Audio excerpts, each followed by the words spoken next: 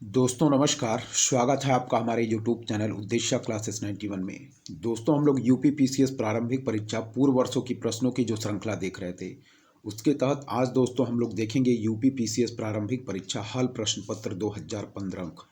ठीक है, जो दोस्तों री एग्ज़ाम हुआ था 2015 में उसको हम लोग देखेंगे। ठीक है, ध्यानपूर्वक देखिएगा दोस्तों। सारे प्रश्न जो इस प्रश्न पत्र में दिए गए हैं वो मोस्ट इंपॉर्टेंट है। ठीक है, क्योंकि दोस्तों पूर्व वर्षों के जो प्रश्न होते हैं वह हूबहू दोस्तों परीक्षाओं में रिपीट कर जाते हैं, इसलिए ध्यानपूर्वक सारे प्रश्नों को आप लोग देखते चलिएगा। ठीक है दोस्तों, इससे पहले दोस्तों हम लोगों ने 2016 के प्रश्न पत्र को, 2017 के प्रश्न पत्र को, 18 को, 19, 20, 21, 22 और 23 के प्रश्न पत्र को ऑलरेडी कवर कर लिया है दोस्तों, और जिससे संबंधित वीडियोस हमारे चैनल पर ऑलरेडी अपलोडेड की जा चुकी हैं। ठीक है, अब जो देखेंगे दोस्तों वह हम देखेंगे जो हमारा हल प्रश्न पत्र यूपी पीसीएस प्रारंभिक परीक्षा 2015 में री एग्ज़ाम हुआ था उसके प्रश्न पत्र को हम लोग देखेंगे। ठीक है, तो ध्यानपूर्वक सारे प्रश्नों को देखते चलिएगा दोस्तों। सारे प्रश्न हमारे इंपॉर्टेंट हैं। पहला हमारा टॉपिक दिया गया है दोस्तों भारतीय इतिहास एवं कला संस्कृति। ठीक है, यानी कि इंडियन हिस्ट्री एंड कल्चर का हमारा पहला टॉपिक है। ध्यानपूर्वक देखिएगा, पहले प्रश्न से हम स्टार्ट करेंगे। सारे प्रश्न इंपॉर्टेंट हैं, ध्यानपूर्वक देखते चलिए। ठीक है,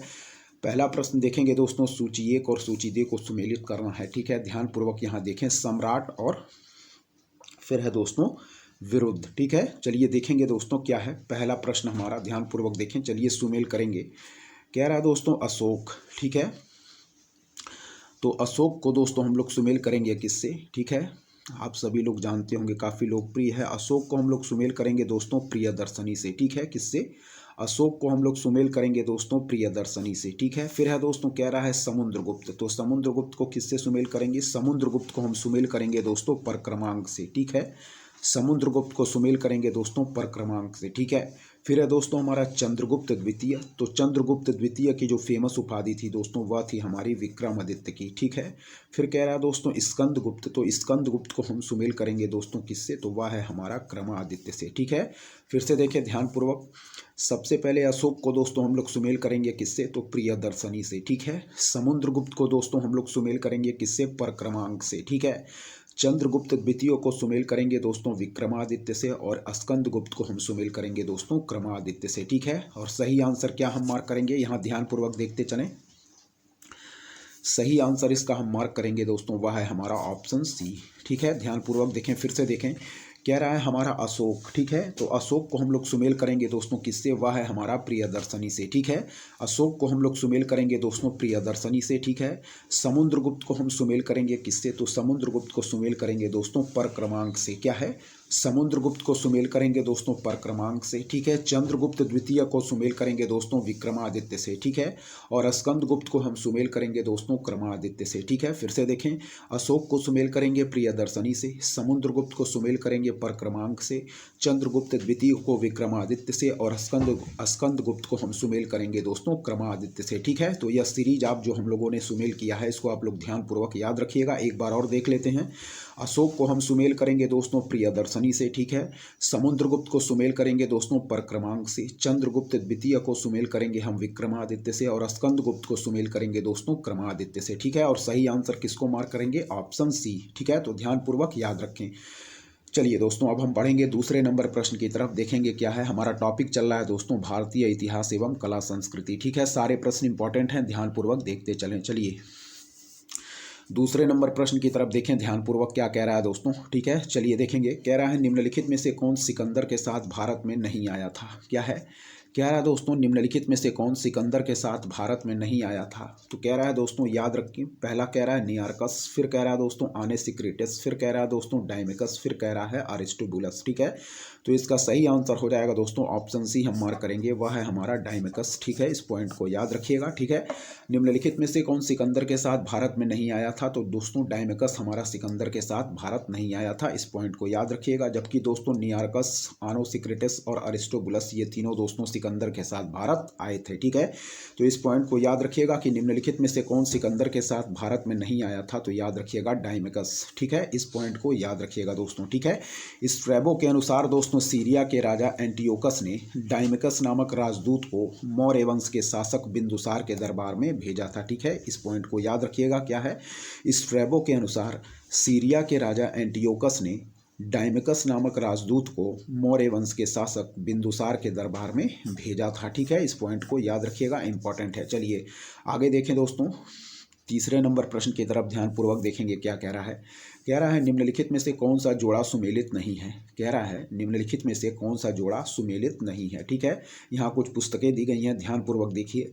कह रहा है दोस्तों लाइफ ऑफ वेनसांग, क्या है, लाइफ ऑफ वेनसांग कह रहा है दोस्तों हुईली। ठीक है, लाइफ ऑफ वेनसांग कह रहा हुईली, बिल्कुल सही सुमेल दिया गया है दोस्तों। फिर कह रहा है दी नेचुरल हिस्ट्री। ठीक है, कह रहा है दी नेचुरल हिस्ट्री टॉलमी, तो यही हमारा जो दिया गया है ऑप्शन बी, यह सही सुमेल नहीं है। ठीक है, कह रहा है दोस्तों कि दी नेचुरल हिस्ट्री टॉलेमी। ठीक है,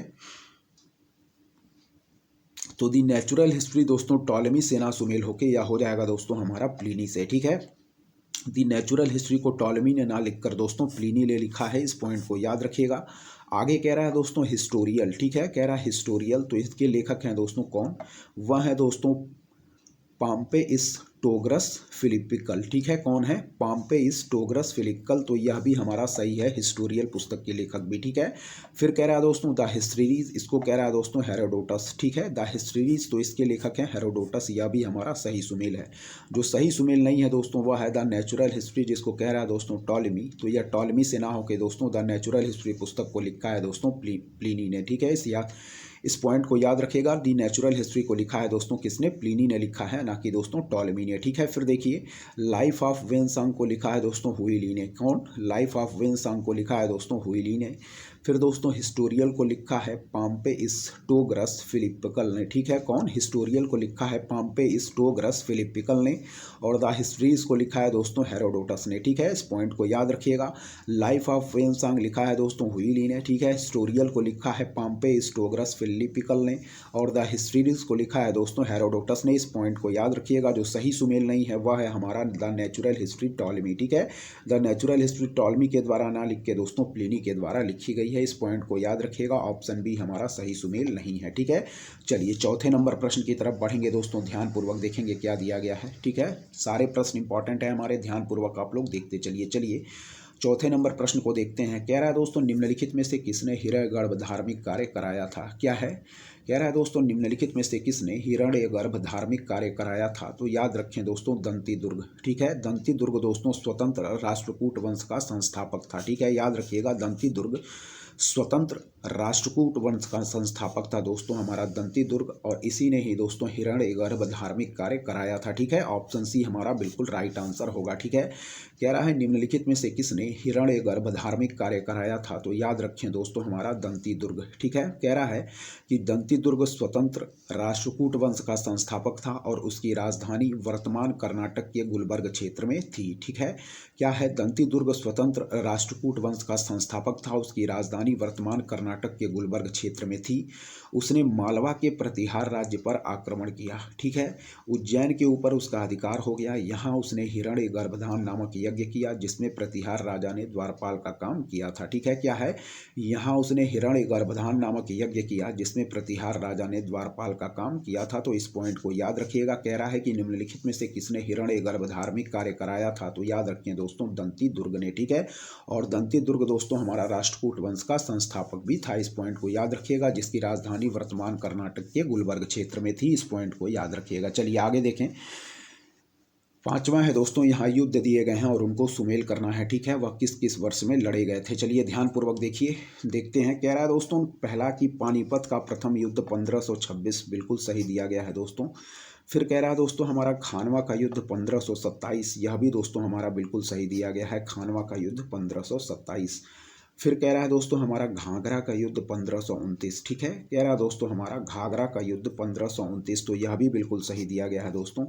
फिर कह रहा है हमारा चंदेरी का युद्ध 1530, तो यही पॉइंट हमारा सुमेल नहीं है। ठीक है, याद रखिएगा चंदेरी का युद्ध 1530 में ना होके दोस्तों 1528 में। ठीक है, कब, 1528 में दोस्तों बाबर और मालवा के शासक मेदिनी राय के बीच लड़ा गया था हमारा दोस्तों चंदेरी का युद्ध, इस पॉइंट को याद रखिएगा। ठीक है, बल्कि ऊपर के तीनों पॉइंट हमारे बिल्कुल सही सुमेल हैं, उनको आप लोग ध्यान से देखिए। कह रहा है पानीपत का प्रथम युद्ध 1526, बिल्कुल सही सुमेल है दोस्तों। खानवा का युद्ध 1527 दिया गया है, बिल्कुल सही सुमेल है। घाघरा का युद्ध हमारा 1529 दिया गया है, बिल्कुल सही सुमेल है। फिर कह रहा है चंदेरी का युद्ध 1530, तो यह हमारा सही सुमेल नहीं है दोस्तों, ठीक है। चंदेरी का युद्ध दोस्तों 29 जनवरी 1528 में लड़ा गया था, बाबर और मालवा के शासक मेदिनी राय के बीच, ठीक है। इस युद्ध में दोस्तों मेदिनी राय की क्या हुई थी, हार हो गई थी, ठीक है। इस पॉइंट को याद रखिएगा। पानीपत का प्रथम युद्ध 1526 बिल्कुल सही है। खानवा का युद्ध 1527 बिल्कुल सही है। घाघरा का युद्ध 1529 बिल्कुल सही है। फिर कह रहा है चंदेरी का युद्ध 1530, तो यह हमारा सही सुमेल नहीं है। चंदेरी का युद्ध दोस्तों 1530 में ना लड़के 1528 में लड़ा गया था, इस पॉइंट को याद रखिएगा, ठीक है। कब? 1528 में लड़ा गया, 29 जनवरी में, ठीक है। 29 जनवरी 1528 बाबर और मालवा शासक मेदिनी राय के बीच, जिसमें दोस्तों हमारी मेदिनी राय की दोस्तों पराजय हुई थी, इस पॉइंट को याद रखिएगा, ठीक है। चलिए आगे बढ़ेंगे छठे नंबर प्रश्न की तरफ, ध्यानपूर्वक देखें क्या कह रहा है। कह रहा दोस्तों मुगल सम्राट जहांगीर ने, क्या है, मुगल सम्राट जहांगीर ने निम्नलिखित में से किसे इंग्लिश खान की उपाधि दी थी, क्या है। कह रहा है मुगल सम्राट जहांगीर ने निम्नलिखित में से किसे इंग्लिश खान की उपाधि दी थी, तो इसका सही आंसर हम मार्क करेंगे दोस्तों विलियम हॉकिंस को, ठीक है। क्या है, याद रखिएगा कि मुगल सम्राट जहांगीर ने निम्नलिखित में से किसे इंग्लिश खान की उपाधि दी थी, तो याद रखिएगा दोस्तों विलियम हॉकिंस को, ठीक है। कह रहा है मुगल सम्राट जहांगीर ने निम्नलिखित में से किसे इंग्लिश खान की उपाधि दी थी, तो विलियम हॉकिंस को, ठीक है। विलियम हॉकिंस जहांगीर के दरबार में 1608 ईस्वी में आया था, डेट याद रखिए, कई बार डेट पूछा गया है, ठीक है। कह रहा है कि विलियम हॉकिंस जहांगीर के दरबार में 1608 ईस्वी में आया था और वह 1613 ईस्वी तक भारत में रहा, ठीक है। विलियम हॉकिंस जहांगीर के दरबार में 1608 में आया था और वह 1613 तक भारत में रहा। जहांगीर विलियम हॉकिंस, ठीक है, जहांगीर विलियम हॉकिंस को इंग्लिश खान कहकर पुकारता था, इस पॉइंट को याद रखिएगा, ठीक है। ऑप्शन सी हमारा बिल्कुल राइट आंसर होगा दोस्तों, ठीक है। चलिए अब 7वें नंबर प्रश्न को देखेंगे। जितने भी प्रश्नों को हम लोग हल करते चल रहे हैं दोस्तों, ध्यानपूर्वक देखते चलिए, क्योंकि दोस्तों पूर्व वर्षों के प्रश्न आगामी परीक्षा की दृष्टि से मोस्ट इंपॉर्टेंट होते हैं और पूर्व वर्षों के प्रश्न दोस्तों हूबहू परीक्षाओं में रिपीट कर जाते हैं, इसलिए ध्यानपूर्वक सारे प्रश्नों को आप लोग देखते चलिए। चलिए बढ़ेंगे आगे के प्रश्नों की तरफ दोस्तों, ध्यानपूर्वक देखते रहें।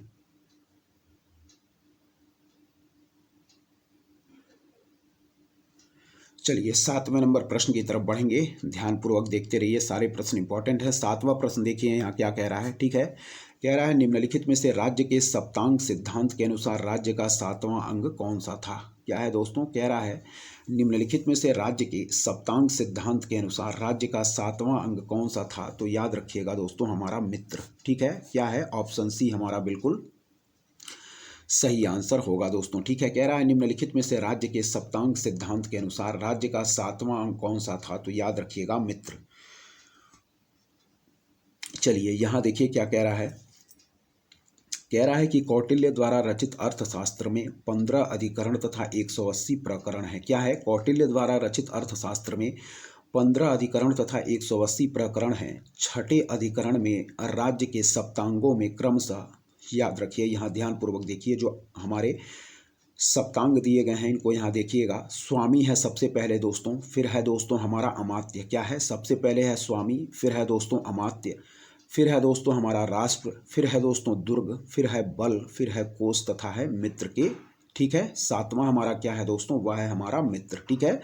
ये स्वरूप तथा कार्यों का वर्णन किया गया है। फिर से देखें, कौटिल्य द्वारा रचित अर्थशास्त्र में 15 अधिकरण तथा 180 प्रकरण है, ठीक है। कह रहा है छठे अधिकरण में राज्य के सप्तांगों में क्रमशः स्वामी, फिर है दोस्तों अमात्य, फिर है दोस्तों राष्ट्र, फिर है दोस्तों दुर्ग, फिर है बल, फिर है कोष, फिर है मित्र, ठीक है। तो सातों सप्तांगों को आप लोग याद रखिएगा। पहला है स्वामी, फिर है दोस्तों अमात्य, फिर है राष्ट्र, फिर है दोस्तों दुर्ग, फिर है बल, फिर है कोष, फिर है मित्र, ठीक है। ये स्वरूप तथा कार्यों का वर्णन किया गया है। अतः सप्तांग सिद्धांत के अनुसार राज्य का 7वां अंग क्या होगा, वह होगा दोस्तों हमारा 7वां अंग हो जाएगा दोस्तों हमारा मित्र, ठीक है।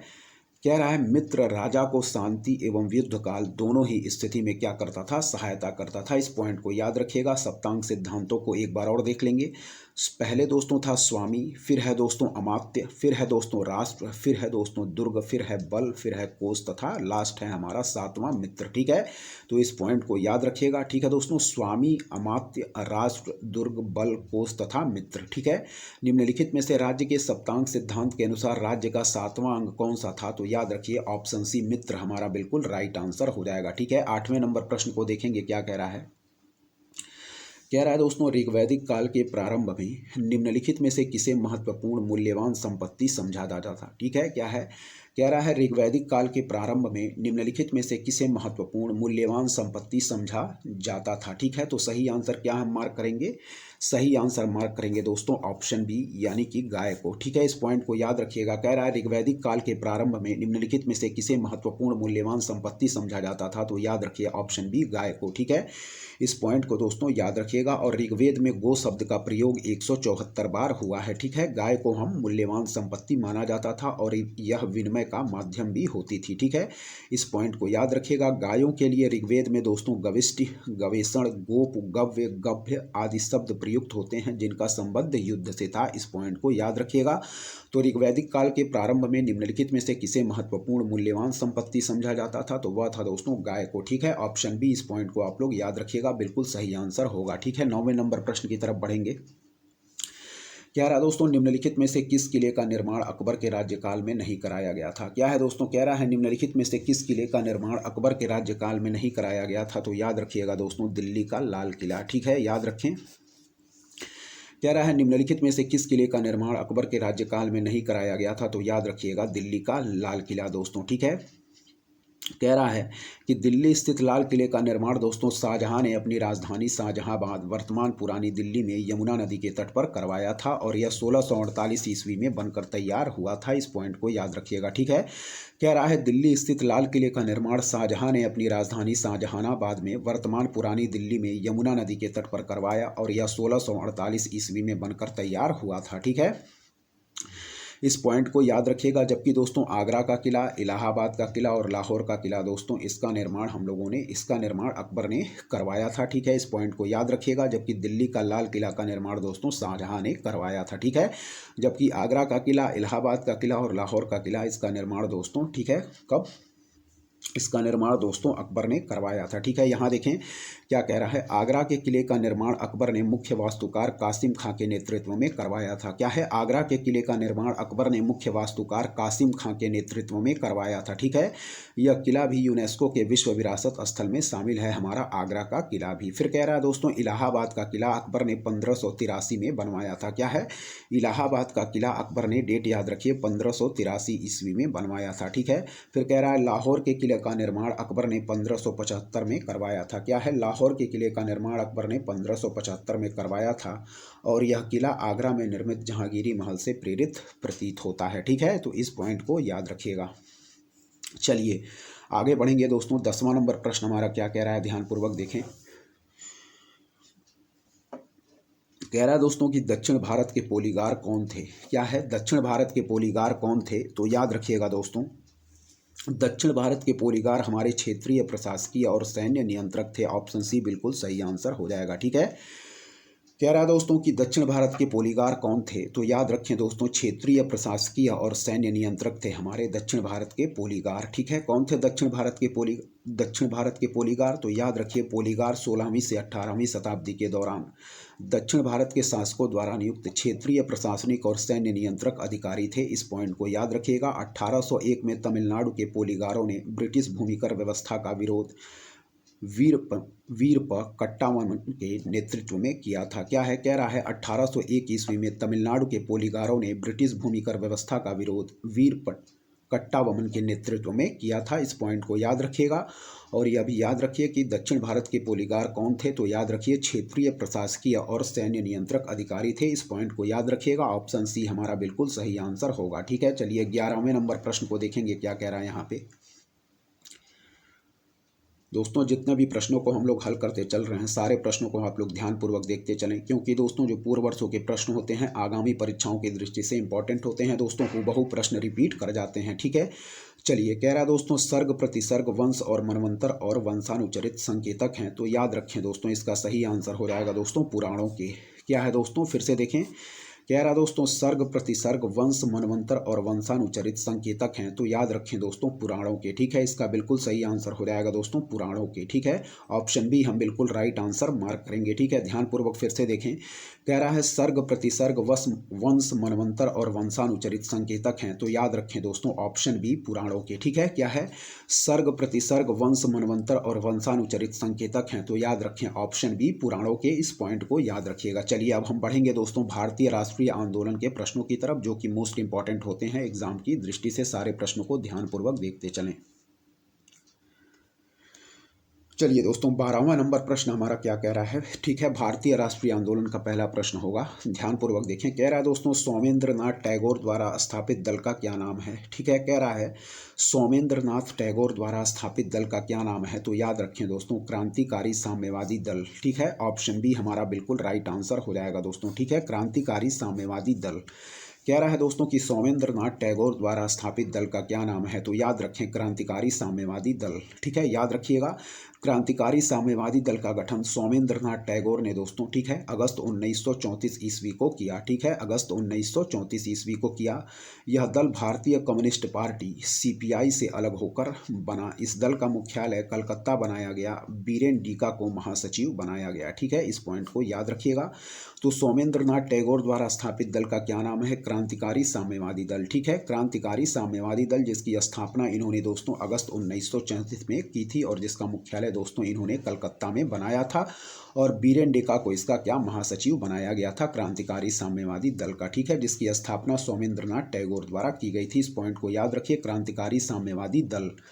चलिए 13वां नंबर प्रश्न देखेंगे दोस्तों, क्या है। कह रहा है 1924 का बंगाल का तारकेश्वर आंदोलन निम्नलिखित में से किसके विरुद्ध था, तो याद रखिएगा दोस्तों मंदिरों में भ्रष्टाचार। क्या है, कह रहा है दोस्तों, ठीक है, कि 1924 का बंगाल का तारकेश्वर आंदोलन निम्नलिखित में से किसके विरुद्ध था, तो याद रखिएगा दोस्तों मंदिरों में भ्रष्टाचार इसका बिल्कुल राइट आंसर होगा। ठीक है, 1924 का बंगाल का तारकेश्वर आंदोलन निम्नलिखित में से किसके विरुद्ध था, तो याद रखिएगा मंदिरों में भ्रष्टाचार। ठीक है, ऑप्शन ए हमारा बिल्कुल राइट आंसर होगा। ठीक है, चलिए बढ़ेंगे दोस्तों 14वें नंबर प्रश्न की तरफ। ध्यानपूर्वक देखिए क्या कह रहा है।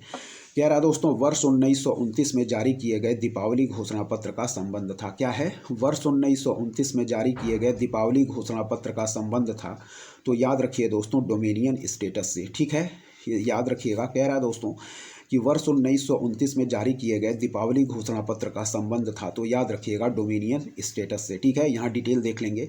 नेहरू रिपोर्ट 1928 के पश्चात भारतीय राष्ट्रीय आंदोलन में आई गतिशीलता को कम करने के लिए 31 अक्टूबर 1929 को लॉर्ड इरविन ने एक वक्तव्य जारी किया, जिसे दीपावली घोषणा पत्र कहा गया। ठीक है, इस घोषणा पत्र में कहा गया कि भारत की उन्नति का अंतिम चरण डोमिनियन स्टेटस प्राप्त करना है। ठीक है, फिर से देख लें। नेहरू रिपोर्ट 1928 के पश्चात भारतीय राष्ट्रीय आंदोलन में आई गतिशीलता को कम करने के लिए 31 अक्टूबर 1929 को लॉर्ड इरविन ने एक वक्तव्य जारी किया, जिसे दीपावली घोषणा पत्र कहा गया। ठीक है, और इस घोषणा पत्र में कहा गया कि भारत की उन्नति का अंतिम चरण डोमिनियन स्टेटस प्राप्त करना है। ठीक है, तो 14वां याद रखिएगा प्रश्न का उत्तर जो दिया गया है कि वर्ष 1929 में जारी किए गए दीपावली घोषणा पत्र का संबंध था, तो याद रखिएगा डोमिनियन स्टेटस। ठीक है, ऑप्शन बी इसका बिल्कुल राइट आंसर होगा। चलिए 15वें नंबर प्रश्न की तरफ बढ़ेंगे, देखेंगे ध्यानपूर्वक क्या दिया गया है। सारे प्रश्न इंपॉर्टेंट हैं, ध्यानपूर्वक आप लोग देखते चलें। ठीक है, चलिए देखें यहाँ 15वां नंबर प्रश्न क्या कह रहा है। चलिए देखिए, कह रहा दोस्तों गांधी जी को वन मैन बाउंड्री फोर्स कहकर किसने संबोधित किया। क्या है, कह रहा है दोस्तों कई बार पूछा गया प्रश्न है, इसको याद रखिएगा कि गांधी जी को वन मैन बाउंड्री फोर्स कहकर किसने संबोधित किया, तो याद रखिए दोस्तों माउंट बेटन ने। ठीक है, इस पॉइंट को याद रखिएगा कि गांधी जी को वन मैन बाउंड्री फोर्स कहकर किसने संबोधित किया, तो याद रखिए दोस्तों माउंट बेटन ने। ठीक है, गांधी जी को वन मैन बाउंड्री फोर्स कहकर किसने संबोधित किया, तो याद रखिए दोस्तों माउंट बेटन ने। ठीक है, इस पॉइंट को याद रखिएगा। ठीक है, ध्यानपूर्वक याद रखें। चलिए 16वें नंबर प्रश्न की तरफ बढ़ेंगे दोस्तों, ध्यानपूर्वक देखिएगा क्या कह रहा है हमारा 16वां नंबर प्रश्न पर। ठीक है, 16वां नंबर प्रश्न को देखें। कह रहा दोस्तों निम्नलिखित में से किस अधिवेशन के लिए कांग्रेस ने पहली बार एक महिला को अध्यक्ष चुना। क्या है, निम्नलिखित में से किस अधिवेशन के लिए कांग्रेस ने पहली बार एक महिला को अध्यक्ष चुना, तो याद रखिए दोस्तों कलकत्ता अधिवेशन 1917, जिसकी अध्यक्षता की थी दोस्तों एनी बेसेंट ने। इस पॉइंट को याद रखिएगा। ठीक है, वह कांग्रेस की अध्यक्षता करने वाली प्रथम महिला थी। इस पॉइंट को याद रखिएगा। ठीक है, कह रहा है कि निम्नलिखित में से किस अधिवेशन के लिए कांग्रेस ने पहली बार एक महिला को अध्यक्ष चुना? तो याद रखें दोस्तों, कलकत्ता अधिवेशन 1917, और यह कांग्रेस का दोस्तों 33वां अधिवेशन था। इस पॉइंट को याद रखिएगा। ठीक है, 1917 ईस्वी में हुए कलकत्ता अधिवेशन में कांग्रेस ने पहली बार श्रीमती एनी बेसेंट को अध्यक्ष बनाया, और यह कांग्रेस का 33वां अधिवेशन था। ठीक है दोस्तों, याद रखिएगा। गया अधिवेशन की अध्यक्षता दोस्तों की थी देशबंधु चित्तरंजन दास ने। ठीक है, गया अधिवेशन 1922 की अध्यक्षता की थी देशबंधु चित्तरंजन दास ने। ठीक है, इलाहाबाद अधिवेशन 1921 की अध्यक्षता हकीम अजमल खां ने की थी। क्या है? इलाहाबाद अधिवेशन 1921 की अध्यक्षता हकीम अजमल खां ने की थी दोस्तों। और लखनऊ अधिवेशन 1916 की अध्यक्षता दोस्तों अंबिका चरण मजुमदार ने की थी। ठीक है, इन पॉइंट को भी याद रखिएगा। ठीक है, कलकत्ता अधिवेशन 1917 की अध्यक्षता दोस्तों एनी बेसेंट ने की थी। ठीक है, जिसके लिए कांग्रेस ने पहली बार कलकत्ता अधिवेशन 1917 के लिए किसी महिला को अध्यक्ष चुना था। और यह दोस्तों जो हमारा कलकत्ता अधिवेशन था, यह दोस्तों कांग्रेस का 33वां अधिवेशन था। इस पॉइंट को याद रखिएगा। गया अधिवेशन 1922 की अध्यक्षता चित्तरंजन दास ने की थी। इलाहाबाद अधिवेशन 1921 की अध्यक्षता हकीम अजमल खां ने की थी। और लखनऊ अधिवेशन 1916 की अध्यक्षता दोस्तों अंबिका चरण मजूमदार ने की थी। ठीक है, इस पॉइंट को याद रखिएगा। ऑप्शन ए हमारा बिल्कुल राइट आंसर होगा। ठीक है, पूछ रहा था कि निम्नलिखित में से किस अधिवेशन के लिए कांग्रेस ने पहली बार एक महिला को अध्यक्ष चुना? तो याद रखें ऑप्शन ए बिल्कुल राइट आंसर होगा। 17वां नंबर प्रश्न देखें क्या कह रहा है हमारा, ध्यानपूर्वक देखते चलें। कह रहा दोस्तों, लखनऊ में 1857 के स्वतंत्रता संग्राम का नेतृत्व किया था। क्या है? लखनऊ में 1857 के स्वतंत्रता संग्राम का नेतृत्व किसने किया था? तो हो जाएगा दोस्तों इसका राइट आंसर बिल्कुल बेगम हजरत महल ने। ठीक है, बेगम हजरत महल ने इसका बिल्कुल राइट आंसर हो जाएगा। ठीक है, कि दोस्तों 1857 के स्वतंत्रता संग्राम में लखनऊ से नेतृत्व बेगम हजरत महल ने किया था। ठीक है, इस पॉइंट को याद रखिएगा। ठीक है, लखनऊ में 1857 के स्वतंत्रता संग्राम का नेतृत्व किसने किया था? तो याद रखिएगा दोस्तों हजरत महल इसका बिल्कुल राइट आंसर हो जाएगा। ठीक है, चलिए आगे देखें क्या कह रहा है दोस्तों। कह रहा है दोस्तों कि लोक हितवादी उपनाम से किसे जाना जाता था? क्या है? लोक हितवादी उपनाम से किसे जाना जाता था? तो इसका बिल्कुल राइट आंसर हम मार्क करेंगे दोस्तों, वह है गोपाल हरि देशमुख को। ठीक है, इस पॉइंट को याद रखिएगा कि लोक हितवादी उपनाम से किसे जाना जाता था। तो याद रखें दोस्तों गोपाल हरि देशमुख इसका बिल्कुल राइट आंसर हो जाएगा। ठीक है, गोपाल हरि देशमुख संभवतः पश्चिम भारत के पहले धार्मिक सुधारक थे, और यह दोस्तों लोक हितवादी के नाम से भी जाने जाते थे। ठीक है, इस पॉइंट को याद रखिएगा। और दोस्तों हम लोग महादेव गोविंद रानाडे को महाराष्ट्र के सुकरात के नाम से भी जानते थे। ठीक है, क्या है?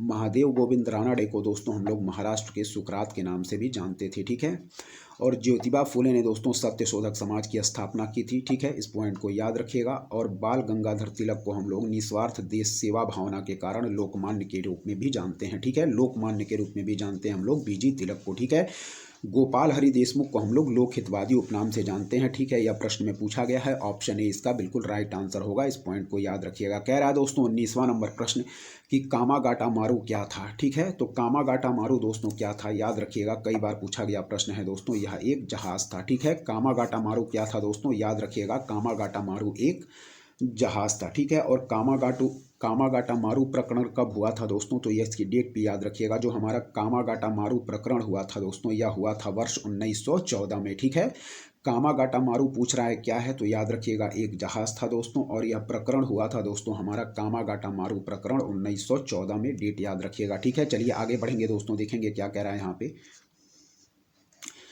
20वां नंबर प्रश्न देखिए यहाँ। ठीक है, कह रहा है दोस्तों कि 1946 के कैबिनेट मिशन का नेतृत्व किया गया था। क्या है?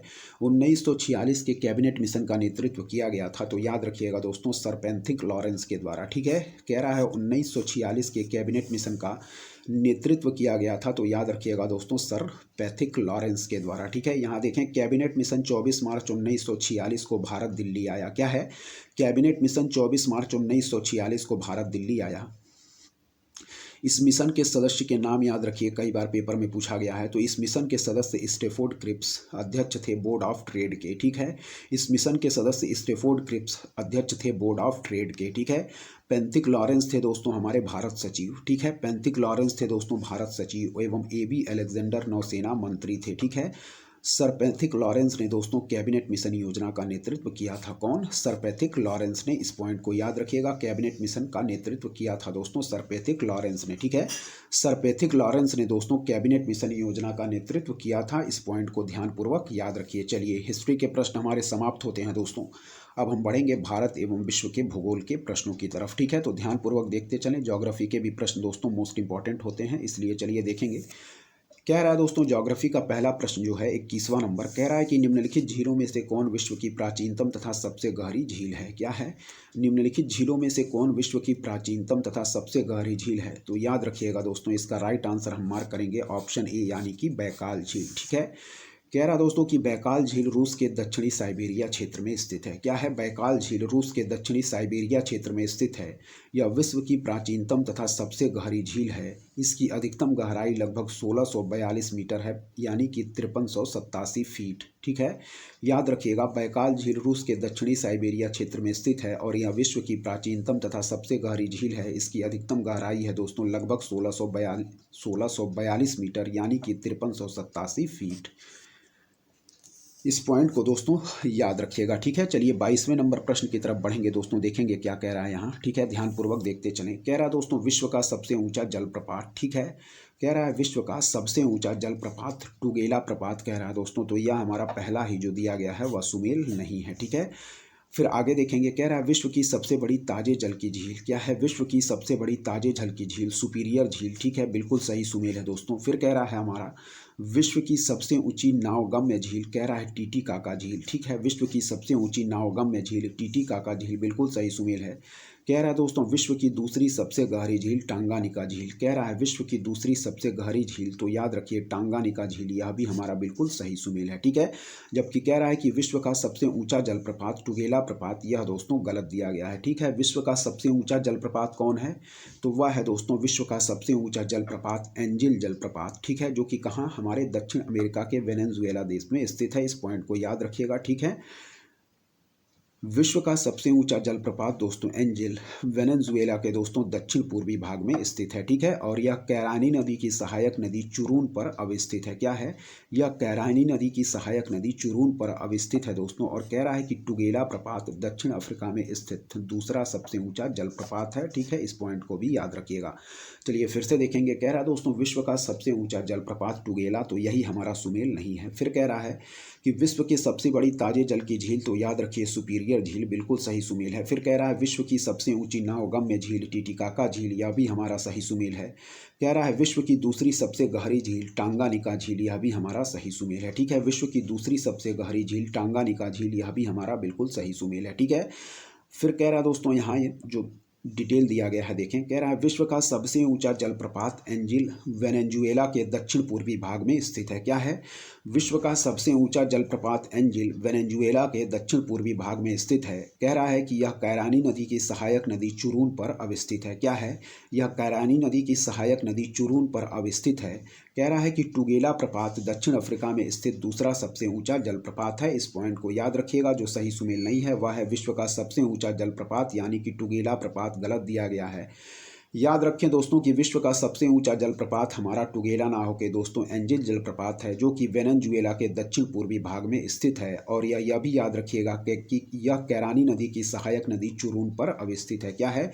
यह कैरानी नदी की सहायक नदी चुरून पर अवस्थित है दोस्तों। ठीक है, इस पॉइंट को भी याद रखिएगा। चलिए दोस्तों अब आगे के प्रश्न को देखेंगे।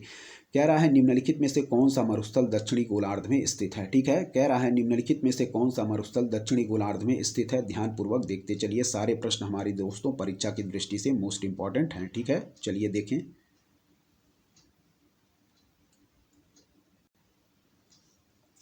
चलिए दोस्तों, कह रहा है निम्नलिखित में से कौन सा मरुस्थल दक्षिणी गोलार्ध में स्थित है। तो इसका बिल्कुल राइट आंसर हम मार्क करेंगे दोस्तों, वह है कालाहारी। क्या है? इसका राइट आंसर मार्क करेंगे दोस्तों कालाहारी। इस पॉइंट को याद रखिएगा। ठीक है दोस्तों, क्या है? निम्नलिखित में से कौन सा मरुस्थल दक्षिणी गोलार्ध में स्थित है? कालाहारी। बाकी जो 3 मरुस्थल दिए गए हैं, ये तीनों मरुस्थल दोस्तों हमारे उत्तरी गोलार्ध में स्थित है, ना कि दक्षिणी गोलार्ध में। केवल दक्षिणी गोलार्ध में स्थित हमारा मरुस्थल है वह है दोस्तों हमारा कालाहारी। ठीक है, इस पॉइंट को याद रखिएगा। ठीक है, निम्नलिखित में से कौन सा मरुस्थल दक्षिणी गोलार्ध में स्थित है? तो याद रखिए दोस्तों कालाहारी। ठीक है, सहारा कहाँ है दोस्तों? यह है दोस्तों हमारा अफ्रीका में। गोबी है दोस्तों चीन और मंगोलिया में। चिहुआहुआन कहाँ है? तो चिहुआहुआन है दोस्तों हमारा कौन? अमेरिका और मेक्सिको की सीमा में यह है, ठीक है। अमेरिका और मेक्सिको की सीमा पर फैला हुआ है दोस्तों चिहुआहुआन, ठीक है। याद रखिएगा इस पॉइंट को। चिहुआहुआन कहाँ है दोस्तों? तो अमेरिका और मेक्सिको की सीमा पर यह है दोस्तों। गोबी है दोस्तों हमारा चीन और मंगोलिया की सीमा में, और सहारा है दोस्तों हमारा अफ्रीका में। इस पॉइंट को याद रखिएगा। कालाहारी दोस्तों हमारा दक्षिणी गोलार्ध में है, बाकी तीनों मरुस्थल दोस्तों हमारे उत्तरी गोलार्ध में है। इस पॉइंट को दोस्तों ध्यानपूर्वक याद रखिएगा। चलिए आगे के प्रश्नों की तरफ हम बढ़ेंगे, ध्यानपूर्वक सारे प्रश्नों को देखते रहें। दोस्तों यदि आपको हमारा कंटेंट पसंद आ रहा है तो हमारे चैनल उद्देश्य क्लासेस 91 को दोस्तों जरूर सब्सक्राइब करें, लाइक करें दोस्तों, अपने दोस्तों के बीच शेयर करें और ऐसे ही लगातार पढ़ते रहें दोस्तों। चलिए देखेंगे दोस्तों आगे के प्रश्न हमारे क्या कह रहे हैं, ध्यानपूर्वक देखते चलें। सारे प्रश्न दोस्तों मोस्ट इंपॉर्टेंट हैं आगामी परीक्षा की दृष्टि से। चलिए यहाँ देख लें, ठीक है।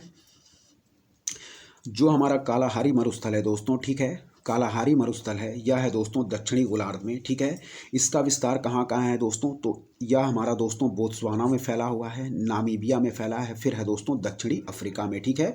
बोत्सवाना में, नामीबिया में और दक्षिणी अफ्रीका में दोस्तों फैला है हमारा कालाहारी मरुस्थल, ठीक है। और इस मरुस्थल में बुशमैन जनजाति पाई जाती है, कई बार पेपर में पूछा गया है, इस पॉइंट को भी याद रखिएगा, ठीक है, कि कालाहारी मरुस्थल दक्षिणी गोलार्ध में स्थित है। इसका विस्तार बोत्सवाना, नामीबिया, दक्षिणी अफ्रीका में है और इस मरुस्थल में बुशमैन जनजाति पाई जाती है। चलिए गोबी मरुस्थल का विस्तार दोस्तों मंगोलिया व चीन में है और यह एशिया के बड़े मरुस्थलों में से एक है, ठीक है। याद रखिएगा गोबी मरुस्थल का विस्तार मंगोलिया व चीन में है, ठीक है। फिर कह रहा है दोस्तों चिहुआहुआन, ठीक है। तो चिहुआहुआन मरुस्थल जो है दोस्तों, यह इसका विस्तार दोस्तों अमेरिका व मैक्सिको में है, ठीक है। चिहुआहुआन मरुस्थल का विस्तार संयुक्त राज्य अमेरिका और मैक्सिको में है और यह उत्तर अमेरिका का सबसे बड़ा मरुस्थल है। इस पॉइंट को भी याद रखिएगा, ठीक है। कह रहा है चिहुआहुआन मरुस्थल का विस्तार संयुक्त राज्य अमेरिका और मैक्सिको में है और यह उत्तर अमेरिका का सबसे बड़ा मरुस्थल है, ठीक है। फिर कह रहा है दोस्तों सहारा मरुस्थल का विस्तार इरिट्रिया में है, मिस्र में है, सूडान में है, चाड में है, नाइजर में है, माली में है, मारितानिया में, मोरक्को, पश्चिमी सहारा, अल्जीरिया, लीबिया एवं ट्यूनीसिया में है, ठीक है। इस पॉइंट को याद रखिएगा। और चिहुआहुआन मरुस्थल के बारे में याद रखें कि इसका विस्तार संयुक्त राज्य अमेरिका और मैक्सिको में है और यह उत्तर अमेरिका का सबसे बड़ा मरुस्थल है। इस पॉइंट को याद रखिएगा। चलिए 24वां नंबर प्रश्न देखें। उद्योग और स्थान को सुमेल करना है, ठीक है। कह रहा है निम्नलिखित में से कौन सुमेलित नहीं है, ठीक है। कह रहा है दोस्तों कागज ओंटारियो, ठीक है। कह रहा है दोस्तों कागज ओंटारियो बिल्कुल सही सुमेल है दोस्तों, ठीक है। फिर कह रहा है दोस्तों सूती वस्त्र डेट्रॉयट, क्या है? कह रहा है दोस्तों सूती वस्त्र डेट्रॉयट, ठीक है। तो यह हमारा जो ऑप्शन बी दिया गया है यही दोस्तों हमारा सुमेल नहीं है, ठीक है। याद रखिएगा। रासायनिक कह रहा है दोस्तों, ठीक है, टेक्सास, क्या है? रासायनिक कह रहा है दोस्तों टेक्सास, तो यह हमारा बिल्कुल सही सुमेल है। फिर कह रहा है दोस्तों मोटर कार, ठीक है। तो मोटर कार याद रखिएगा दोस्तों नगोया, ठीक है। क्या है? मोटर कार याद रखिएगा दोस्तों नगोया, ठीक है। इस पॉइंट को ही याद रखिएगा, ठीक है। कह रहा दोस्तों हमारा क्या कह रहा है कि दोस्तों कागज कह रहा है ओंटारियो, ठीक है। क्या है? कागज कह रहा है दोस्तों ओंटारियो, ठीक है। फिर कह रहा है दोस्तों हमारा सूती वस्त्र डेट्रॉयट, ठीक है। सूती वस्त्र कह रहा है दोस्तों डेट्रॉयट, तो यही हमारा सही सुमेल नहीं है, ठीक है। सूती वस्त्र जो दिया गया है हमारा डेट्रॉयट या सही सुमेल नहीं है, ठीक है। बाकी कह रहा है कि रासायनिक टेक्सास, ठीक है। क्या है? रासायनिक कह रहा है दोस्तों टेक्सास, ठीक है। फिर कह रहा है हमारा मोटर कार नगोया, क्या है? Motor car Nagoya. तो 3 पॉइंट हमारे सही सुमेल दिए गए हैं, यानी कि दोस्तों कागज ओंटारियो बिल्कुल सही सुमेल है, रासायनिक हमारा टेक्सास बिल्कुल सही सुमेल है, मोटर कार दोस्तों हमारा नगोया बिल्कुल सही सुमेल है, ठीक है। तीनों पॉइंट हमारे सही सुमेल दिए गए हैं। जो सही सुमेल नहीं है वह है हमारा सूती वस्त्र डेट्रॉयट, ठीक है। सूती वस्त्र डेट्रॉयट या हमारा सही सुमेल नहीं है, ठीक है। यहाँ देखें क्या कह रहा है। कह रहा है दोस्तों डेट्रॉयट नामक स्थान संयुक्त राज्य अमेरिका का प्रमुख औद्योगिक केंद्र है, ठीक है। और कह रहा है कि मोटर सिटी उपनाम से प्रसिद्ध इस शहर में मोटर कार का उत्पादन बड़े पैमाने पर होता है, ना कि सूती वस्त्र का, ठीक है। फिर से देखें कागज दोस्तों कह रहा है हमारा ओंटारियो, क्या है? कह रहा है दोस्तों कागज ओंटारियो। तो कनाडा का शहर दोस्तों ओंटारियो हमारा कागज उद्योग के लिए फेमस है, ठीक है। याद रखिएगा कनाडा का ओंटारियो शहर कागज उद्योग के लिए फेमस है, बिल्कुल सही है। फिर कह रहा है दोस्तों अमेरिका का टेक्सास नगर रासायनिक उद्योग के लिए फेमस है, ठीक है। कह रहा है अमेरिका का टेक्सास नगर रासायनिक उद्योग के लिए फेमस है, बिल्कुल सही है दोस्तों, ठीक है। जो हमारा अमेरिका का टेक्सास नगर है यह रासायनिक उद्योग के लिए फेमस है, ठीक है। फिर है जापान का नगोया, तो यह दोस्तों ऑटोमोबाइल उद्योग के लिए प्रसिद्ध है, यह भी हमारा बिल्कुल सही सुमेल है, ठीक है। याद रखिएगा तीनों पॉइंट को।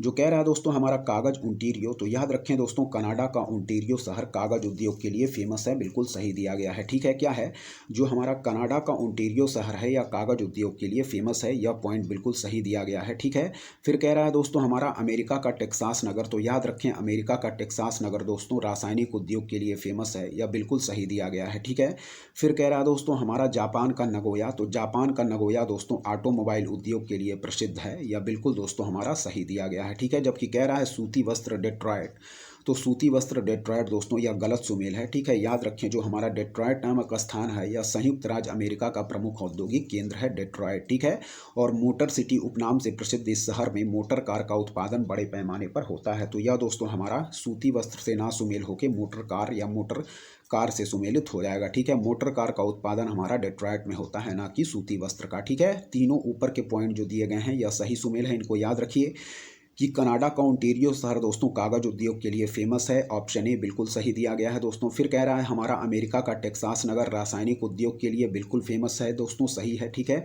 फिर कह रहा है दोस्तों नगोया हमारा कह रहा है मोटर कार, तो यह भी दोस्तों हमारा सुमेल है। नगोया दोस्तों जापान में स्थित है और ऑटोमोबाइल उद्योग के लिए प्रसिद्ध है। ठीक है, जो सही सुमेल नहीं है वह है हमारा सूती वस्त्र डेट्रॉयट। ठीक है, सूती वस्त्र डेट्रॉयट से ना होकर दोस्तों यह मोटर कार के रूप में सुमेल होगा। ठीक है, इस पॉइंट को याद रखिएगा, ऑप्शन बी हमारा सुमेल नहीं है। चलिए 25वें नंबर प्रश्न को देखेंगे दोस्तों ध्यानपूर्वक क्या कह रहा है यहाँ पे। ठीक है, कह रहा है दोस्तों निम्नलिखित में से किस देश में उसके कुल क्षेत्रफल का 30% से अधिक क्षेत्र राष्ट्रीय पार्क के अंतर्गत आता है। कह रहा है निम्नलिखित में से किस देश में उसके कुल क्षेत्रफल का 30% से अधिक क्षेत्र राष्ट्रीय पार्क के अंतर्गत आता है, तो याद रखें दोस्तों ऑप्शन बी भूटान हमारा बिल्कुल राइट आंसर हो जाएगा दोस्तों। ठीक है, कह रहा है क्या कह रहा है कि निम्नलिखित में से किस देश में उसके कुल क्षेत्रफल का 30% से अधिक क्षेत्र राष्ट्रीय पार्क के अंतर्गत आता है, तो याद रखें दोस्तों भूटान इसका बिल्कुल राइट आंसर होगा। ठीक है, भूटान के कुल क्षेत्रफल का 30% से अधिक क्षेत्र दोस्तों राष्ट्रीय पार्क के अंतर्गत शामिल किया गया है, इस पॉइंट को याद रखिएगा। ठीक है, क्या है भूटान के कुल क्षेत्रफल का 30% से अधिक क्षेत्र राष्ट्रीय पार्क के अंतर्गत शामिल किया गया है, इस पॉइंट को याद रखिएगा, ऑप्शन बी हमारा बिल्कुल राइट आंसर होगा। ठीक है, निम्नलिखित में से किस देश में उसके कुल क्षेत्रफल का 30% से अधिक क्षेत्र राष्ट्रीय पार्क के अंतर्गत आता है, तो याद रखिए भूटान इसका बिल्कुल सही आंसर होगा। ठीक है, 26वां नंबर प्रश्न देखें, कह रहा है निम्नलिखित देशों के नामों में से किसके नाम का मतलब लगभग होता है 40 कबीलों का देश। ठीक है, याद रखें कह रहा है निम्नलिखित देशों के नामों में से किसके नाम का मतलब लगभग होता है 40 कबीलों का देश। ठीक है, कह रहा है दोस्तों किर्गिज एक तुर्की शब्द है, क्या है कह रहा है किर्गिज एक तुर्की शब्द है दोस्तों, और जिसका अर्थ है क्या है 40, यह किर्गिस्तान के 40 कबीलों या जनजातियों का सूचक है, तो इसका सही आंसर होगा दोस्तों ऑप्शन बी किर्गिस्तान। ठीक है, बिल्कुल सही आंसर होगा किर्गिस्तान। ठीक है,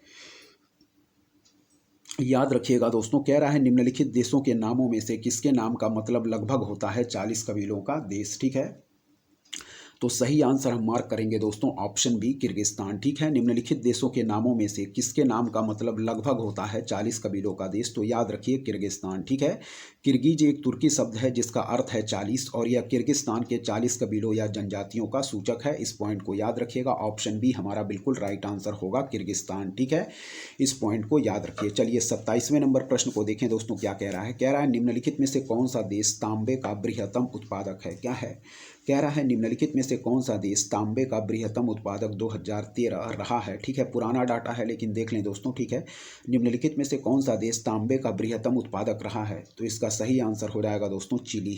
ठीक है, ऑप्शन ए हम बिल्कुल सही आंसर मार्क करेंगे। ठीक है, चिली कहाँ स्थित है दोस्तों, तो यह दक्षिणी अमेरिका में स्थित एक देश है दोस्तों, याद रखिएगा चिली तांबे का बृहत्तम उत्पादक रहा है 2013 के अनुसार। ठीक है, पुराना डाटा है। चलिए तीनों प्रश्नों को एक बार फिर से और देखेंगे। कह रहा है याद रखिए निम्नलिखित में से किस देश में उसके कुल क्षेत्रफल का 30% से अधिक क्षेत्र राष्ट्रीय पार्क के अंतर्गत आता है, याद रखिएगा तो भूटान। ठीक है, फिर कह रहा है निम्नलिखित देशों के नामों में से किसके नाम का मतलब लगभग होता है 40 कबीलों का देश, तो याद रखिए दोस्तों किर्गिस्तान इसका बिल्कुल राइट आंसर होगा। ठीक है, फिर कह रहा है निम्नलिखित में से कौन सा देश तांबे का बृहत्तम उत्पादक रहा है, तो याद रखिए ऑप्शन ए चिली। ठीक है, चलिए आगे देखेंगे दोस्तों।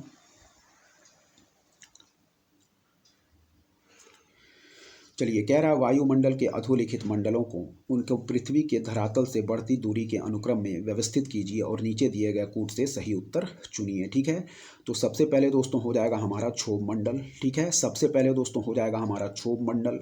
फिर हो जाएगा दोस्तों कौन, तो क्षोभ मंडल के बाद हो जाएगा दोस्तों समताप मंडल, फिर मध्य मंडल, फिर तापीय मंडल। ठीक है, सबसे पहले क्षोभ मंडल, फिर दोस्तों समताप मंडल, फिर मध्य मंडल, फिर तापीय मंडल। और सही आंसर हम किसको मार्क करेंगे, वह है दोस्तों हमारा ऑप्शन डी हम मार्क करेंगे, बिल्कुल सही आंसर। ठीक है, यानी कि 2, 3, 4 और 1 हमारी बिल्कुल सही सीरीज होगी। ठीक है, इस पॉइंट को याद रखिएगा कि वायुमंडल के अधोलिखित मंडलों को उनको पृथ्वी के धरातल से बढ़ती दूरी के अनुक्रम में व्यवस्थित कीजिए और नीचे दिए गए कूट से सही उत्तर चुनिए। ठीक है दोस्तों, तो इसका सही आंसर होगा क्षोभ मंडल।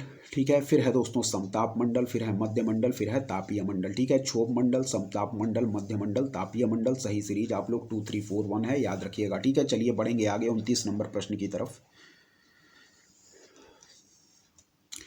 कह रहा दोस्तों स्वर्णिम त्रिकोण क्या है, सूची 1 को सूची 2 से सुमेल करना है। कह रहा दोस्तों गोल्डन ट्रायंगल यानी कि स्वर्णिम त्रिकोण।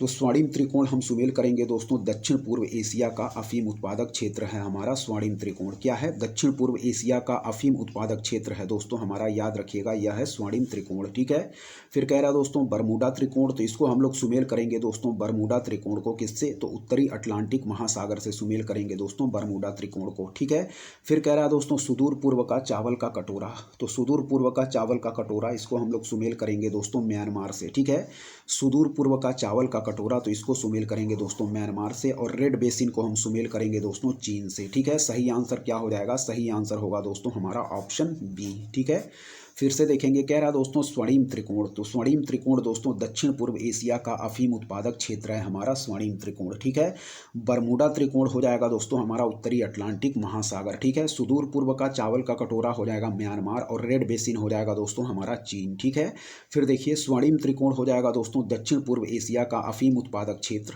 ठीक है, बरमूडा त्रिकोण हो जाएगा दोस्तों उत्तरी अटलांटिक महासागर, सुदूर पूर्व का चावल का कटोरा हो जाएगा म्यांमार, रेड बेसिन हो जाएगा दोस्तों चीन। ठीक है, स्वर्णिम त्रिकोण हो जाएगा दक्षिण पूर्व एशिया का अफीम उत्पादक क्षेत्र, बरमूडा त्रिकोण हो जाएगा उत्तरी अटलांटिक महासागर, सुदूर पूर्व का चावल का कटोरा म्यांमार, रेड बेसिन हो जाएगा दोस्तों चीन। ठीक है, फिर से देखेंगे स्वर्णिम त्रिकोण हो जाएगा दक्षिण पूर्व एशिया का अफीम उत्पादक क्षेत्र, बरमूडा त्रिकोण हो जाएगा उत्तरी अटलांटिक महासागर, सुदूर पूर्व का चावल का कटोरा हो जाएगा म्यांमार, रेड बेसिन हो जाएगा दोस्तों चीन से। ठीक है, और सही आंसर मार्क करेंगे ऑप्शन बी। चलिए आगे देखें दोस्तों क्या दे रहा है, आगे के प्रश्न देखेंगे। 30वां नंबर प्रश्न देखें। ठीक है, बांध और वह किन नदियों पर स्थित है, यहाँ पे सुमेल कराना है। ठीक है, चलिए देखेंगे। कह रहा है दोस्तों ग्रैंड कूली। ठीक है, तो ग्रैंड कूली कह रहा है दोस्तों कोलंबिया नदी पर। ठीक है, बिल्कुल सही है दोस्तों हमारा ग्रैंड कूली कोलंबिया नदी पर स्थित है, इस पॉइंट को याद रखिएगा। कह रहा दोस्तों हूबर बांध टेनेसी नदी पर। ठीक है, क्या है, कह रहा है कि हूबर बांध टेनेसी नदी पर। ठीक है, तो यही हमारा पॉइंट जो दिया गया है हूबर टेनेसी, यह हमारा सही सुमेल नहीं है। ठीक है, बाकी फिर कह रहा है दोस्तों नुरेक बक्स बांध पर। क्या है, नुरेक कह रहा है दोस्तों बक्स बांध पर, तो बिल्कुल सही है दोस्तों नुरेक बांध का निर्माण दोस्तों हमारा बक्स बांध पर किया गया है, बक्स नदी पर किया गया है, इस पॉइंट को याद रखिएगा। फिर कह रहा है दोस्तों काहोरा या काबोरा बासा। ठीक है, क्या है, काहोरा या काबोरा बासा, तो याद रखिए दोस्तों जाम्बेजी नदी, बिल्कुल सही दिया गया है। ठीक है, जो हमारा दिया गया है हूबर टेनेसी नदी पर दोस्तों, तो हूबर हमारा टेनेसी नदी पे ना स्थित होके दोस्तों हूबर का निर्माण दोस्तों हमारा कोलोराडो नदी पर किया गया है, ना कि टेनेसी नदी पर, इस पॉइंट को याद रखिएगा। ठीक है, हूबर बांध का निर्माण किस नदी पर किया गया है दोस्तों, हूबर बांध का निर्माण दोस्तों हमारा टेनेसी नदी पे ना करके हूबर बांध का निर्माण हम लोगों ने किया है दोस्तों, वह है हमारा किस नदी पर, वह है दोस्तों हमारा कोलोराडो नदी पर। ठीक है, हूबर बांध का निर्माण कोलोराडो नदी पर है दोस्तों, ना कि टेनेसी नदी पर, इस पॉइंट को याद रखिएगा। हूबर बांध का निर्माण दोस्तों कोलोराडो नदी पर किया गया है, ना कि टेनेसी नदी पर। ठीक है, बाकी ग्रैंड कूली दोस्तों कोलंबी नदी पर। ठीक है, ग्रैंड कूली हमारा कोलंबिया नदी पर बिल्कुल सही सुमेल है। नुरेक हमारा बक्स नदी पर बिल्कुल सही सुमेल है दोस्तों। काहोरा बासा जाम्बेजी नदी पर, यह भी हमारा बिल्कुल सही सुमेल है। ठीक है, 3 पॉइंट हमारे सही सुमेल दिए गए हैं। और हूबर बांध कह रहा है टेनेसी नदी पर, तो हूबर बांध दोस्तों कोलोराडो नदी पर है, ना कि टेनेसी नदी पर, इस पॉइंट को याद रखिएगा। ठीक है, ग्रैंड कूली दोस्तों कोलंबिया नदी पर बिल्कुल सही सुमेल है। नुरेक दोस्तों बक्स, ठीक है, नुरेक दोस्तों बांध हमारा बक्स नदी पर बिल्कुल सही सुमेल है। काहोरा बासा दोस्तों याद रखिएगा, यह दोस्तों हमारा जाम्बेजी नदी पर बिल्कुल सही सुमेल है। जबकि हूबर कह रहा है टेनेसी, यह हमारा गलत सुमेल है। हूबर दोस्तों हमारा कोलोराडो नदी पर है। ठीक है, इस पॉइंट को याद रखिएगा। ठीक है, ग्रैंड कूली दोस्तों कोलंबिया बिल्कुल सही है। फिर कह रहा है दोस्तों नुरेक बक्स बांध पर, नुरेक हमारा नुरेक बांध बक्स नदी पर बिल्कुल सही सुमेल है। काहोरा या काबोरा बासा दोस्तों यह जाम्बेजी नदी पर बांध निर्मित किया गया है, यह भी हमारा बिल्कुल सही है। ठीक है, जबकि हूबर कह रहा है टेनेसी पर, तो याद रखिए हूबर टेनेसी पे स्थित ना होकर दोस्तों कोलोराडो नदी पर स्थित है हमारा हूबर। ठीक है, इस पॉइंट को दोस्तों आप याद रखिएगा, ठीक है। चलिए आगे बढ़ेंगे दोस्तों, ठीक है। यह जो दिया गया है दोस्तों काहोरा या काबोरा बांध, याद रखिएगा दोस्तों, काहोर या काबोरा बांध दोस्तों मोजाम्बिक में स्थित है, ठीक है। काहोरा या काबोरा बासा यह दोस्तों मोजाम्बिक में स्थित है, ठीक है। नुरेक बांध कहाँ है, तो नुरेक बांध दोस्तों ताजिकिस्तान में, ठीक है, ताजिकिस्तान में स्थित है दोस्तों हमारा नुरेक बांध, ठीक है। और हूबर कहाँ है, तो हूबर है दोस्तों हमारा, याद रखिएगा हूबर कहाँ है, हूबर हमारा संयुक्त राज्य अमेरिका में कोलोराडो नदी पर निर्माण इसका किया गया है, ठीक है दोस्तों। इस पॉइंट को याद रखिएगा। चलिए आगे बढ़ेंगे दोस्तों, देखेंगे 31वां नंबर प्रश्न हमारा क्या कह रहा है। ध्यानपूर्वक सारे प्रश्नों को देखते चलें दोस्तों, ठीक है। चलिए देखिए दोस्तों, यहाँ 31वां नंबर प्रश्न क्या कह रहा है, ठीक है। कह रहा है दूध गंगा नदी निम्नलिखित में से किसमें अवस्थित है, क्या है। कह रहा दोस्तों कि दूध गंगा नदी निम्नलिखित में से किसमें अवस्थित है, तो याद रखिए दोस्तों जम्मू कश्मीर, ठीक है। इसका सही आंसर होगा दोस्तों क्या है, जम्मू एवं कश्मीर, ठीक है, याद रखिए। दूधगंगा नदी केंद्र शासित प्रदेश जम्मू एवं कश्मीर में अवस्थित है। दूधगंगा ट्रैकिंग अभियानों के लिए भी आदर्श स्थिति प्रदान करती है, ठीक है। इस पॉइंट को याद रखिएगा। कह रहा है कि दूधगंगा नदी निम्नलिखित में से किसमें अवस्थित है, तो याद रखिए दोस्तों दूधगंगा नदी केंद्र शासित प्रदेश जम्मू एवं कश्मीर में अवस्थित है और दूधगंगा ट्रैकिंग अभियानों के लिए भी आदर्श स्थिति प्रदान करती है। चलिए दोस्तों, कह रहा है 32वां नंबर, निम्नलिखित में से कौन सा ध्वस्त नगर या घोस्ट टाउन नहीं है, ठीक है, याद रखिए। निम्नलिखित में से कौन सा ध्वस्त नगर या घोस्ट टाउन नहीं है, तो याद रखिए दोस्तों चरखारी, ठीक है। कह रहा है निम्नलिखित में से कौन सा ध्वस्त नगर या घोस्ट टाउन नहीं है, तो याद रखिए दोस्तों चरखारी, जबकि दोस्तों कुलधारा, धनुषकोडी और लखपत हमारे घोस्ट टाउन यानी कि दोस्तों ध्वस्त नगर हैं, ठीक है। कह रहा है दोस्तों ध्वस्त नगर या घोस्ट टाउन उन शहरों को कहा जाता है जो प्राकृतिक एवं मानव जनित आपदाओं के कारण क्या हो रहे हैं, प्रभावित रहे हों, ठीक है। इस पॉइंट को याद रखिएगा। कह रहा है ध्वस्त नगर या घोस्ट टाउन उन शहरों को कहा जाता है जो प्राकृतिक एवं मानव जनित आपदाओं के कारण प्रभावित रहे हों, जैसे अराजकता के कारण, युद्ध के कारण, प्रदूषण या परमाणु आपदा, बाढ़ या सूखा आदि के कारण, ठीक है। भारत के घोस्ट शहरों में लखपत, कुलधरा, धनुषकोडी, हम्पी, मांडू आदि शामिल हैं। दिए गए विकल्पों में से चरखारी घोस्ट टाउन की सूची में शामिल नहीं है, ठीक है। तो याद रखिएगा दोस्तों निम्नलिखित में से कौन सा ध्वस्त नगर या घोस्ट टाउन नहीं है, तो याद रखिएगा चरखारी, जबकि दोस्तों कुलधरा, धनुषकोडी, लखपत दोस्तों ये सभी हमारे क्या है, हम्पी, मांडू, ये सभी दोस्तों ध्वस्त नगर के उदाहरण हैं, याद रखिएगा आप लोग। जबकि चरखारी हमारा दोस्तों ध्वस्त नगर का उदाहरण नहीं है, ठीक है। ध्वस्त नगर उन शहरों को कहा जाता है जो प्राकृतिक एवं मानव जनित आपदाओं के कारण प्रभावित रहे हों, ठीक है, जैसे अराजकता, युद्ध, प्रदूषण या परमाणु आपदा, बाढ़, सूखा आदि। इस पॉइंट को याद रखिएगा। चलिए बढ़ेंगे दोस्तों हम 33वें नंबर प्रश्न की तरफ, देखेंगे क्या कह रहा है हमारा। कह रहा दोस्तों भारत की निम्नलिखित झीलों में से कौन जम्मू एवं कश्मीर में अवस्थित है। कह रहा है भारत की निम्नलिखित झीलों में से कौन जम्मू एवं कश्मीर में स्थित है, तो याद रखें दोस्तों अंचार झील, ठीक है। कह रहा है कि भारत की निम्नलिखित झीलों में से कौन जम्मू एवं कश्मीर में स्थित है, तो याद रखें दोस्तों अंचार झील, ठीक है। कह रहा है केंद्र शासित प्रदेश जम्मू एवं कश्मीर के शहर श्रीनगर में अंचार झील स्थित है। वर्तमान में यह झील प्रदूषण का शिकार है, ठीक है। कह रहा है केंद्र शासित प्रदेश जम्मू एवं कश्मीर के शहर श्रीनगर में अंचार झील स्थित है। वर्तमान में यह झील प्रदूषण का शिकार है, ठीक है। फिर कह रहा है कि कोलेरू झील हमारा आंध्र प्रदेश राज्य में अवस्थित है, ठीक है। हमीरसर झील दोस्तों मानव निर्मित झील है और यह गुजरात प्रांत के कच्छ जिले में अवस्थित है, ठीक है। कह रहा है हमीरसर झील मानव निर्मित झील है और यह गुजरात प्रांत के कच्छ जिले में अवस्थित है दोस्तों हमारा हमीरसर झील, जबकि कोलेरू आंध्र प्रदेश में और अंचार झील दोस्तों हमारा स्थित है जम्मू एवं कश्मीर में। इस पॉइंट को याद रखिएगा, ठीक है, ध्यानपूर्वक याद रखें। कह रहा है भारत की निम्नलिखित झीलों में से कौन जम्मू एवं कश्मीर में अवस्थित है, तो याद रखिएगा अंचार झील इसका बिल्कुल राइट आंसर होगा, ठीक है। चलिए 34 नंबर प्रश्न को देखें क्या कह रहा है। कह रहा है निम्नलिखित राज्यों के मत्स्य उत्पादन का सही अवरोही क्रम बताइए, ठीक है। क्या है दोस्तों, निम्नलिखित राज्यों के मत्स्य उत्पादन का सही अवरोही क्रम बताइए, ठीक है।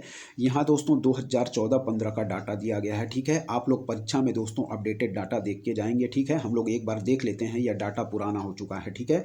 चलिए इसका राइट आंसर दोस्तों उस टाइम के डाटा के हिसाब से था, वह था दोस्तों हमारा ऑप्शन कौन सा, वह था ऑप्शन सी हमारा सही है। लेकिन आप लोग दोस्तों इस प्रश्न का अपडेटेड डाटा देख के जाएंगे, ठीक है। यानी कि आंध्र प्रदेश, गुजरात, केरल और तमिलनाडु क्या है, कह रहा है निम्नलिखित राज्यों के मत्स्य उत्पादन का सही अवरोही क्रम बताइए। तो याद रखिए आंध्र प्रदेश, गुजरात, केरल और तमिलनाडु हमारा सही अवरोही क्रम हो जाएगा, ठीक है। लेकिन यह डाटा दोस्तों 2014-15 का है, आप अपडेटेड डाटा देख के जाएंगे। अगला देखें, जनजाति और राज्य को हमें सुमेल करना है दोस्तों, ठीक है। तो टोडा जनजाति को हम लोग सुमेल करेंगे दोस्तों किससे, तो टोडा जनजाति को सुमेल करेंगे दोस्तों तमिलनाडु से, ठीक है। लेपचा को हम लोग सुमेल करेंगे दोस्तों किससे, तो लेपचा को सुमेल करेंगे सिक्किम से, ठीक है। फिर दोस्तों कह रहा है बिरहोर, तो बिरहोर को हम लोग सुमेल करेंगे दोस्तों किससे, बिरहोर को सुमेल करेंगे झारखंड से, ठीक है। और गारो को दोस्तों हम लोग सुमेल करेंगे किससे, मेघालय से, ठीक है। फिर देखिए टोडा को हम लोग सुमेल करेंगे दोस्तों किससे, तो टोडा को सुमेल करेंगे दोस्तों हम तमिलनाडु से, ठीक है। टोडा को सुमेल करेंगे दोस्तों किससे, तो टोडा को हम सुमेल करेंगे दोस्तों, याद रखिए टोडा को सुमेल करेंगे दोस्तों किससे, तो वह है दोस्तों हमारा तमिलनाडु से, ठीक है। फिर है दोस्तों हमारा लेपचा, तो लेपचा को सुमेल करेंगे दोस्तों सिक्किम से, ठीक है। लेपचा को सुमेल करेंगे दोस्तों सिक्किम से, ठीक है। बिरहोर को सुमेल करेंगे दोस्तों झारखंड से और गारो को सुमेल करेंगे दोस्तों मेघालय से, ठीक है। फिर देखिए टोडा को सुमेल करेंगे दोस्तों तमिलनाडु से, लेपचा को सुमेल करेंगे सिक्किम से, बिरहोर को सुमेल करेंगे झारखंड से, गारो को सुमेल करेंगे दोस्तों मेघालय से, ठीक है। टोडा को सुमेल करेंगे दोस्तों तमिलनाडु से, लेपचा को सुमेल करेंगे सिक्किम से, बिरहोर को सुमेल करेंगे झारखंड से, गारो को सुमेल करेंगे दोस्तों मेघालय से, ठीक है। टोडा को सुमेल करेंगे दोस्तों तमिलनाडु से, लेपचा को सुमेल करेंगे दोस्तों सिक्किम से, बिरहोर को दोस्तों सुमेल करेंगे झारखंड से और गारो को सुमेल करेंगे दोस्तों मेघालय से, ठीक है। कह रहा है टोडा को सुमेल करेंगे दोस्तों तमिलनाडु से, लेपचा को सिक्किम से, बिरहोर को झारखंड से, गारो को मेघालय से, ठीक है। तो इस पॉइंट को याद रखिएगा, ठीक है। सही आंसर चलिए देख लेते हैं इसका क्या दिया गया है।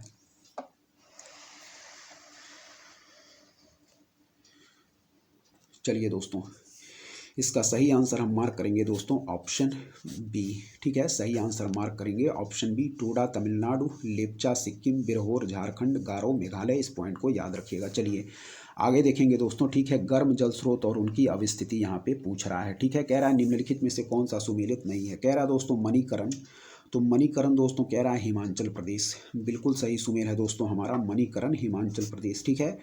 कह रहा है दोस्तों हमारा ज्वालामुखी जम्मू एवं कश्मीर, तो यही दोस्तों हमारा सही सुमेल नहीं है, ठीक है। इस पॉइंट को याद रखिएगा। कह रहा है जो ज्वालामुखी गर्म जल स्रोत है यह हिमाचल प्रदेश के कांगड़ा जिले में अवस्थित है, ठीक है। ज्वालामुखी गर्म जल स्रोत हिमाचल प्रदेश के कांगड़ा जिले में स्थित है, ठीक है। ज्वालामुखी जम्मू एवं कश्मीर में स्थित ना होकर दोस्तों यह हमारा यहाँ देखें ज्वालामुखी गर्म जल स्रोत हिमाचल प्रदेश के कांगड़ा जिले में अवस्थित है।